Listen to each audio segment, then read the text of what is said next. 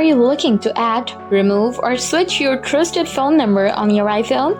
If you want, in this video, I will show you how to add a new number, remove an existing one, or switch to a different trusted phone number on your Apple ID using your iPhone. So, let's begin.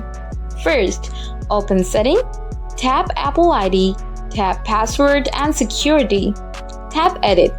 Now, before you remove your previous trusted phone number, add your new trusted phone number to your Apple ID. Enter your Apple ID passcode. Now select your country and enter your phone number. Tap Send. Now your new number will be added. After this, you need to remove the previous phone number. Tap the dot icon and delete.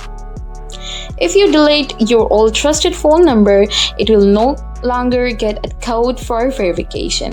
So guys, this is how you can add, remove, or switch to your trusted phone number on your iPhone. If you still have anything to ask, please ask me in the comment section. Thanks for watching.